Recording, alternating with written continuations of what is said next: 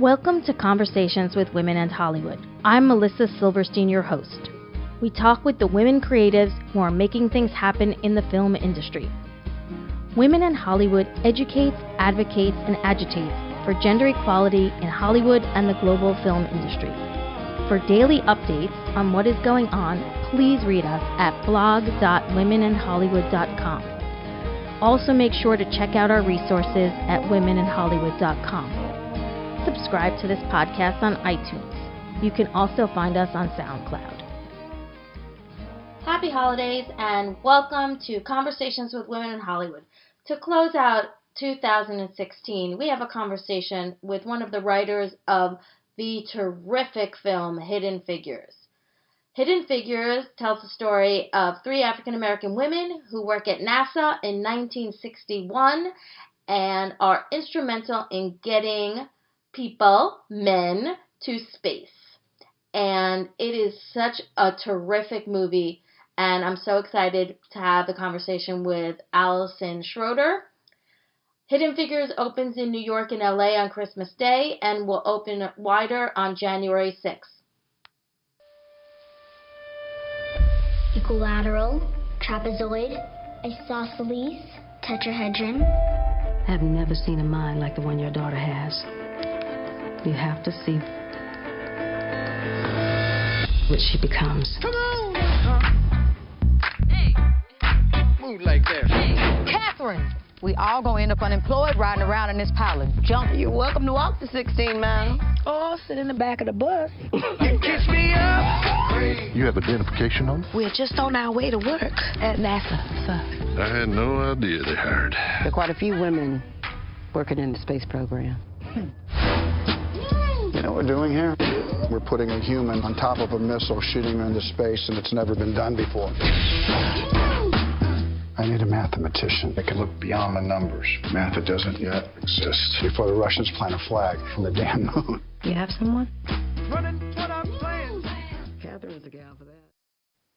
So today, in our Conversations with Women in Hollywood, our guest is Allison Schroeder. She is the writer of the awesome Hidden Figures. Welcome, Allison. Thank you so much for having me. Love that movie so much. Like, I think maybe my favorite movie of the year. Oh, thank you. That's awesome. Yeah, it just hit every single one of my buttons that I love, and it was so empowering and just super good. Oh, thank you. Yeah, it's been crazy, the response. It's been really exciting to hear. So the film hasn't even opened yet. Tell me a little bit about some of the exciting things that have been happening. I think the most exciting thing for me has been high schools being so interested in it. So I did like an interview for my hometown high school paper, and the kids are tracking it, and there's talks of like field trips to see the movie, and Google's very into it, and the White House is very into it. And so that response has been incredible. It feels very unique for this film. And especially mothers and daughters are, going to go to this film sort of as an event together. Well, why do you think, it's resonating in this way? Is it because we don't see these kinds of stories about women, and particularly African American women?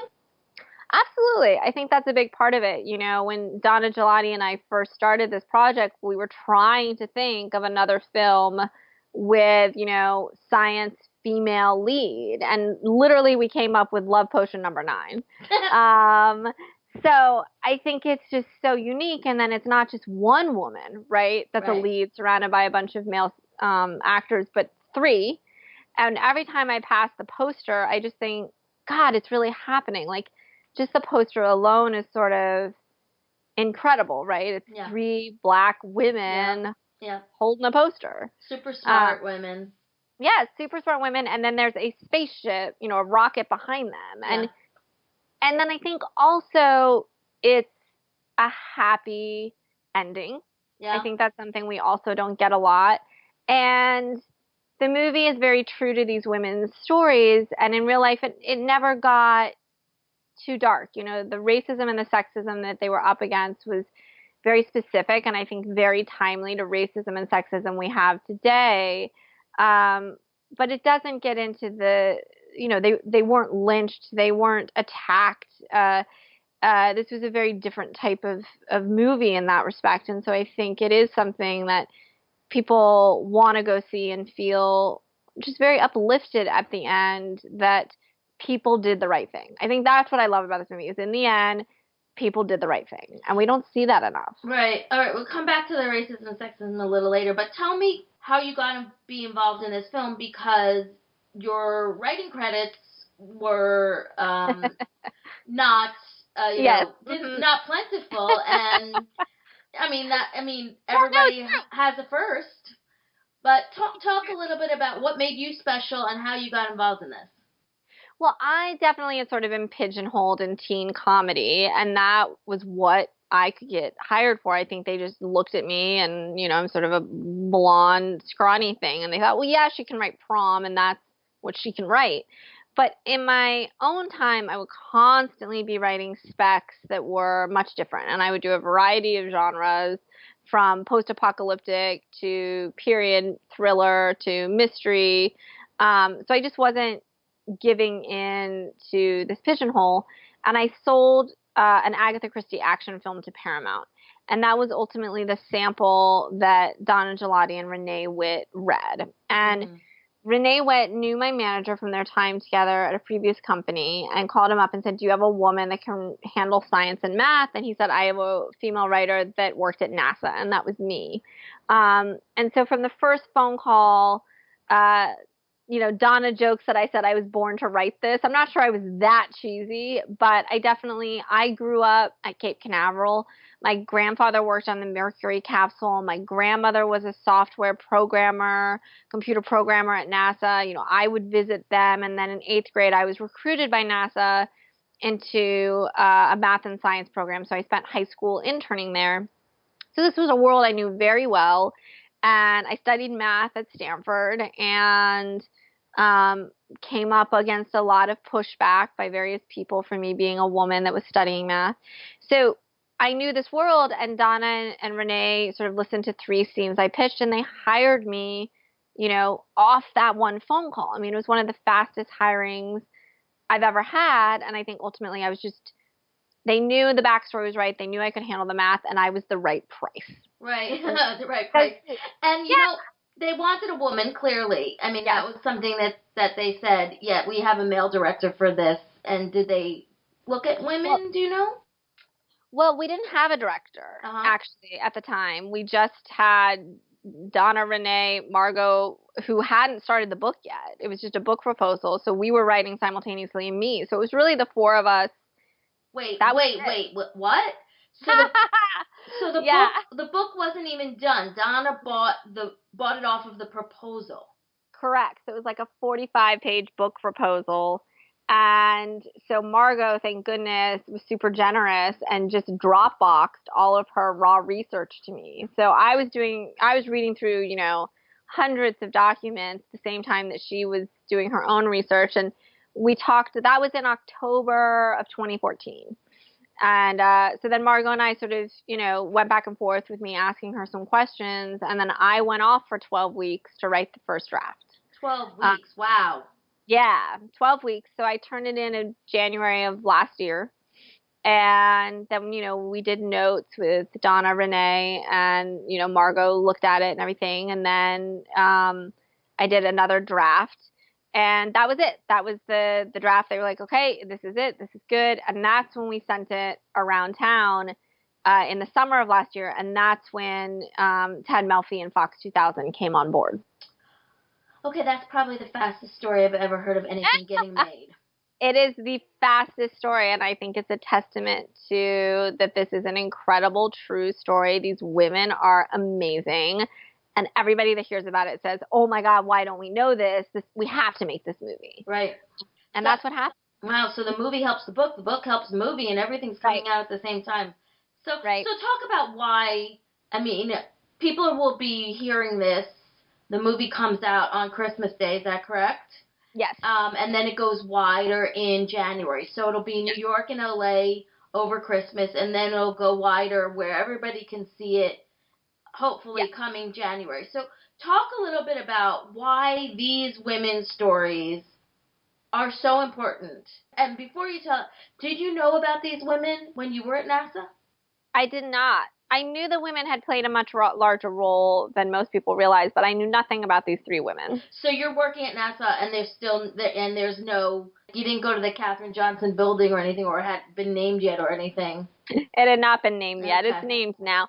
But I was certainly surrounded by women, employees at NASA, so I didn't really think much of it. It always felt like a very inclusive place, and NASA itself did interviews with all these women and was definitely recording the history of this. So NASA recognized these women. It just didn't get recognition by the rest of the world, They Right. Mm-hmm. And you didn't know that there were the 3 African-American women also, either. I did not know. Okay. Yeah. So talk a little bit about why these 3 particular women, because from the movie we know there were many women, right, including women of color who were working at NASA. And so these 3 women, how does their story kind of rise up from all the other stories?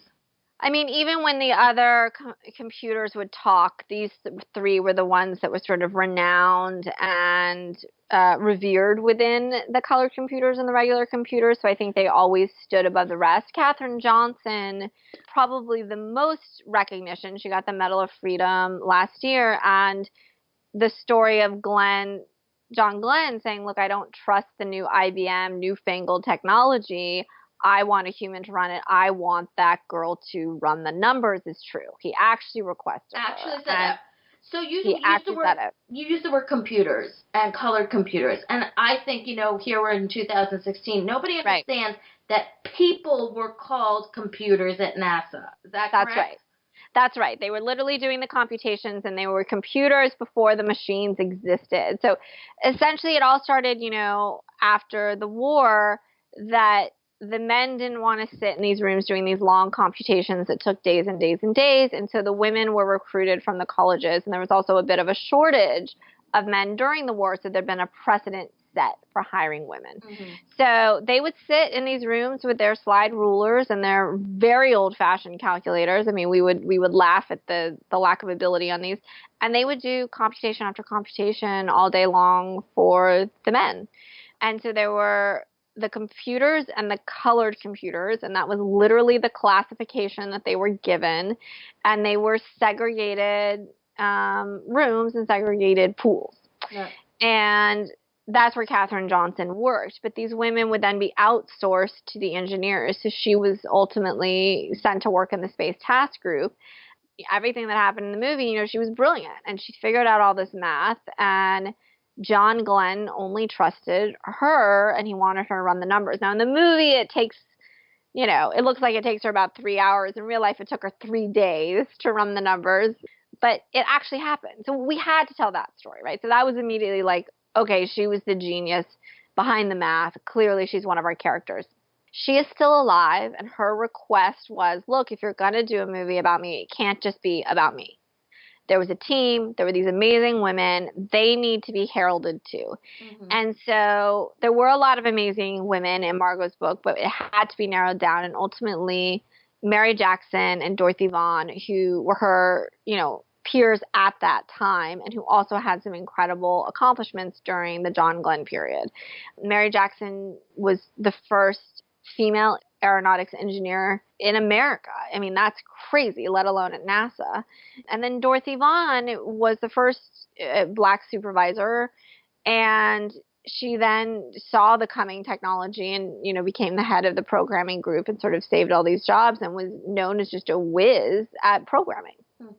And that's how these 3 ladies came to be. And from the very first draft to the final cut of this film, it has always been a love letter of friendship and women lifting each other up and pushing each other onwards and being supportive.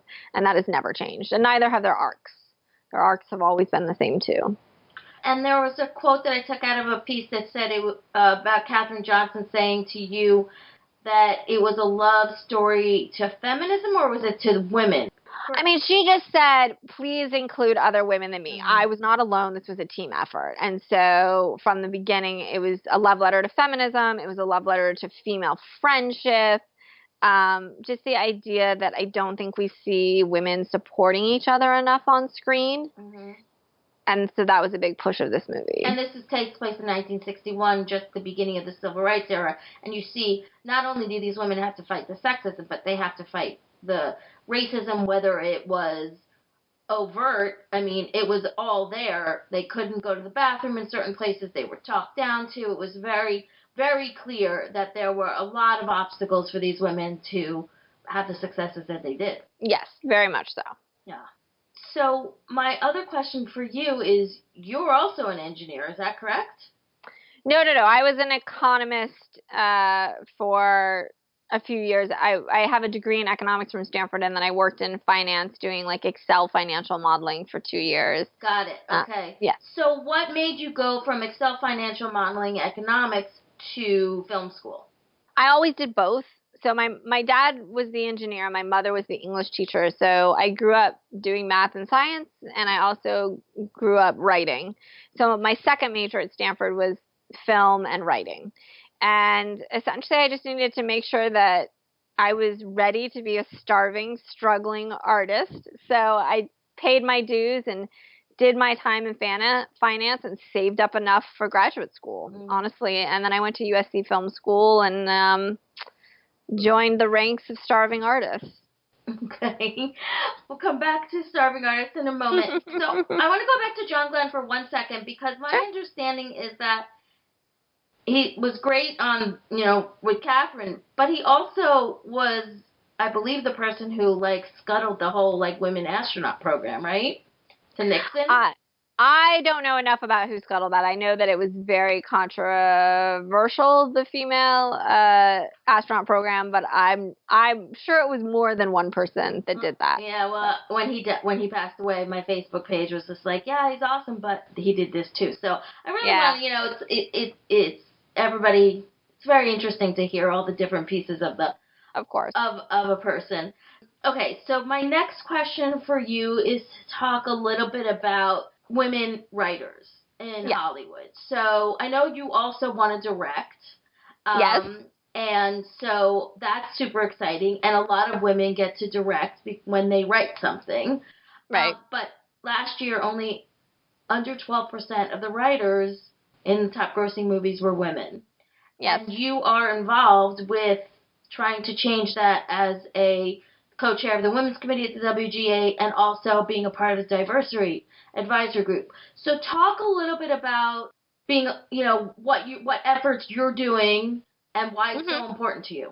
Well, I think it's very frustrating to not have a shot the same as the men do often to write and direct, and it's something I see often. And people haven't been willing to take a chance on me directing, whereas they have sort of inexperienced men. But I went to USC production program, directing. I directed theater for years. I've done shorts, and ultimately I just wasn't gaining any traction, and I didn't feel a lot of support in school. And so I thought, well, I'll write my way to directing, and television is a great medium to have more control. So I just sold a pilot. And I've executive produced my own series because I do want control, because I believe you can bring your vision from the script to the screen to life better often than other people. So I was very isolated as a feature writer, and one day went to the Women's Committee meeting at the Guild and thought, okay, this is a community, this is a group of people that we can really band together and make change happen. And so along with my co-chair, Elizabeth Martin, and my vice chair, Lauren Hynek, we've just been trying to do a lot of programs. So we've teamed with Google, we've teamed with the Gina Davis Institute, I've gone and spoken at the White House, and then we do events. So we'll have a competition, and the sort of top scored scripts, 6 TV writers got to meet with 6 showrunners in comedy and then in drama. And we had an event where we teamed up women had finished feature screenplays with female directors, and we essentially did a night of speed dating to try and make collaborations. We've done that for 2 years in a row. We do events where people come in and they give you advice on how to pitch, and then we brought in executives from the studios to meet with our female members. And then we've also done outreach on Instagram and Twitter. And so what we have realized in the past few years at working with the Women's Committee at the Guild is people need to get in the room together. That's the bottom line. We need to cut out the middleman. We need to cut out the agents and the managers.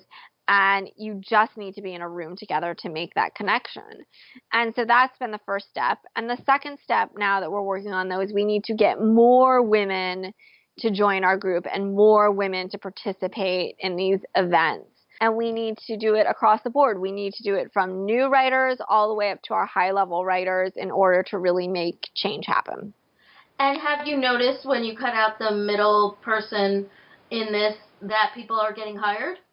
Yes, I think that they're definitely getting read and they're definitely getting meetings. I think some showrunners will tell you they're also stifled in their ability to hire diversity and female writers just from the people giving them their edicts. But it's definitely led to some hiring, and it's definitely led to our members getting in the room to pitch their ideas and pitch their shows, which are opportunities they wouldn't have had before. And then with the directors, I believe there were 6 partnerships that were created last year, and they've been going out and, working on the scripts and trying to sell them and making relationships with producers. So I think the other big thing is it just reminds executives or showrunners that when they say there just aren't any women to hire, and then we invite them to a event where there are anywhere from, 6 or 7 qualified women to 50, that they're right here. But when they say there are no women to hire, we all know that's bullshit, that they just keep getting away with saying that for some reason. But, how do you make systemic change? This is the key. Well, I think you take away their ability to say that. So when you shove them in a room with 50 women, it's a lot harder to keep saying that. Right. Do you think anyone in Hollywood has any nervousness related to the EEOC investigation? I haven't felt it, to be honest with you, no. That's what I really want to know these things because I think this is important stuff.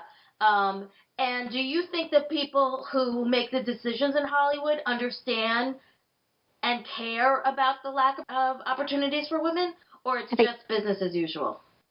I think it depends who you talk to. Okay. There's definitely been places where it's business as usual, and I have been flabbergasted at the things that have been said to me in meetings. I mean, just gobsmacked and think, wow, is this really still happening? And it is. It absolutely is. But then there's other people who are very, very interested in making change happen, and it's interesting to watch them fight. It's a lot of these female producers that have been in the industry for a long time, and they're just continuing to fight the good fight. And I can see them hitting these walls and the frustration. But then there are also strides being made, and there are absolutely male producers that are interested in female storylines. I mean, it's been fascinating to me with Hidden Figures because I didn't even I am still not qualified for health insurance, which means that you have to make $32,000 within a 4-quarter period to get your health insurance through the Guild. And even though I have Hidden Figures coming out, I have not qualified for that. Whoa. Yes. So you were really cheap then. I was really cheap, but I was just paid, and I wasn't that cheap, but I was paid so long ago. Right, that I was paid like 2 years ago was the last time I was, paid for writing services, not bonuses, but writing services on Hidden Figures. So I haven't qualified. And so I think that goes to show how hard it is to get work in this town. But suddenly now with the buzz of Hidden Figures, now, of course, I'm getting meetings and it's really exciting.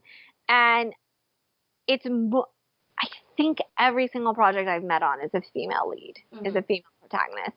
And they're so desperate, like, we've had trouble finding female writers, and we really want these stories told, and they're so important. And of course, it's like, well, I've been here for 8 years. Right. We've been in this industry.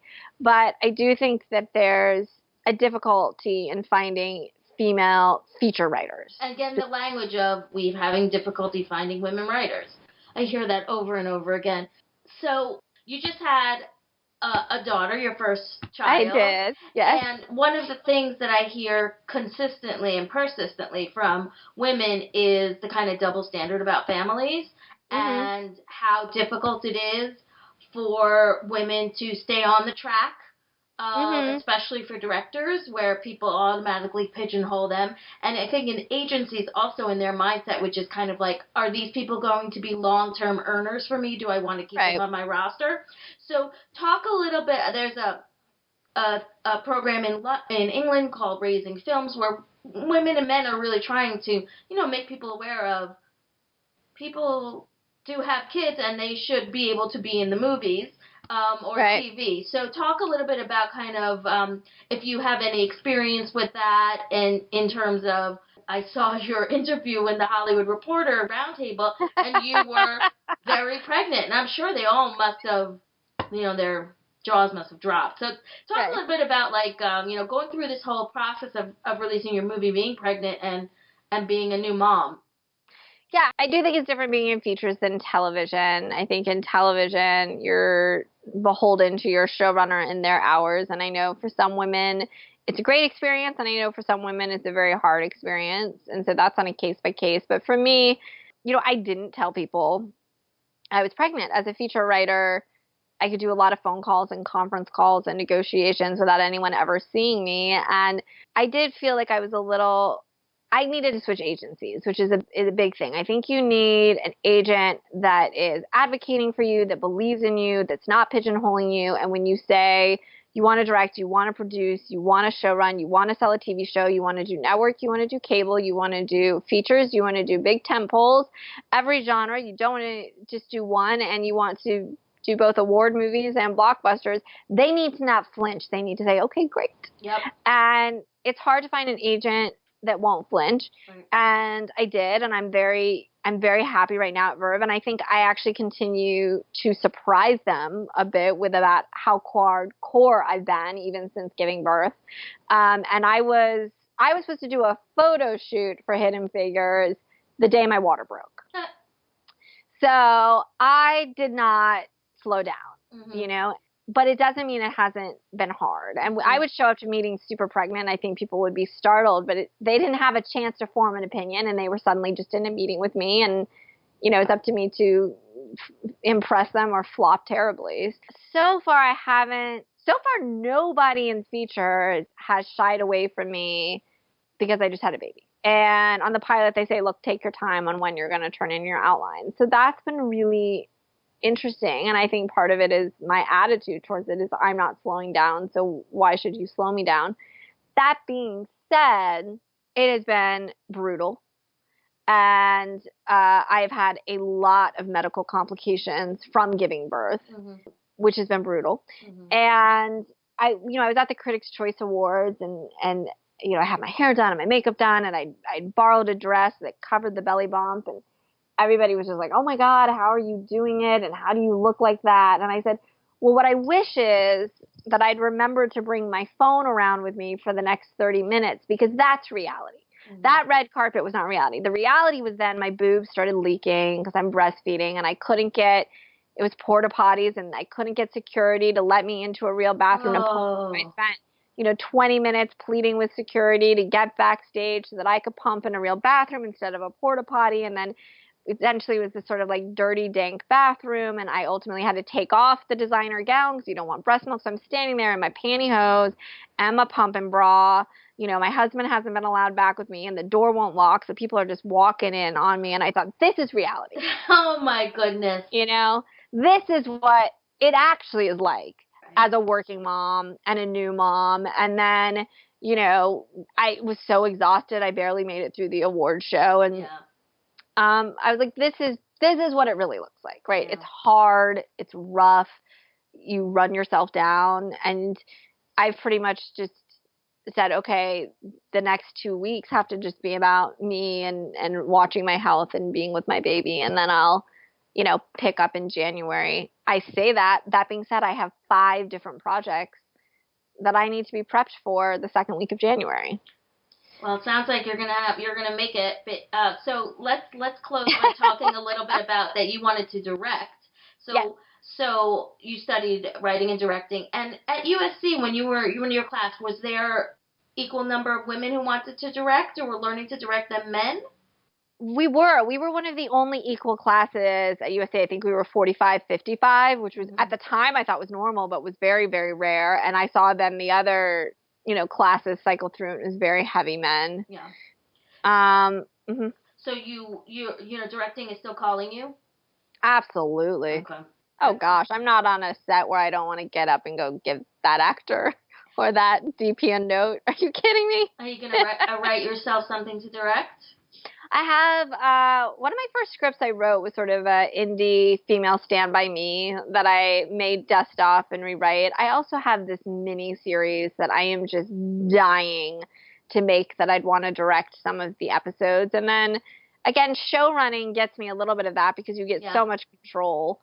And so yes, I mean I have a variety of projects I'm interested in directing, and the other thing is I just speak up in every meeting, right? So every meeting I take now, I just say, hey, and I also want to direct, because they're probably not going to let me direct these big movies I'm pitching on. But then if they're at a dinner party and those people are looking for an indie female director, maybe word will spread. So I think one of the biggest things I've learned in my career is don't be ashamed to ask what you want. Mm-hmm. If you want to direct, you want to produce. And it happened to me on Side Effects, the series I did for Austin's TV. I just said, look, I want to be the executive producer. And they said, oh, okay, great. And I was. But yeah, no, yes, I absolutely will direct. Is there any truth to you wanting to write a Bond movie? Oh, heck yeah. Who wouldn't want to write a Bond movie? I think you should be pitching to them. So is there any kind of advice that you'd like to give any writers / directors? You've given so much great advice during this conversation, but any kind of like pearls that you'd like to leave us with? Well, I think keep going is the biggest thing, right? Perseverance, and know that I remember there was a period where I did 44 pitches and did not book a single one, right? And you have to be willing to suffer through that and keep going. And it's not you, it's just this industry is really, really hard. And then the other thing is you just need to keep writing. There are so many quote unquote writers that I say, well, what have you written recently? And it's crickets. And I have a drawer full of unproduced, unbought scripts. I just in my spare time wrote a novel just to keep writing. So you have to write. If you're a writer, you have to write. And then I think the other thing is when you get in that room, make sure you know how to pitch and make sure you present yourself with confidence and ask for what you want. And know when to stick to your guns and know when to compromise, because that's also a really important skill. Awesome. Well, thank you so much for your time, and we really appreciate it and wish you the best of luck on Hidden Figures, which opens in New York and LA on Christmas Day and wider in early January. Yeah, sounds good. Thank you. I hope you get some rest. Thank you, me too. I appreciate it. Okay, bye. Bye. Thank you for listening to Conversations with Women in Hollywood. For more podcasts and daily updates, please go to blog.womeninhollywood.com. For resources, to subscribe to our weekly newsletter, and to help support the work of Women in Hollywood, please go to our website, womenandhollywood.com. Thank you. This podcast is produced by Adam Shartoff. Music is by Laura Karpman.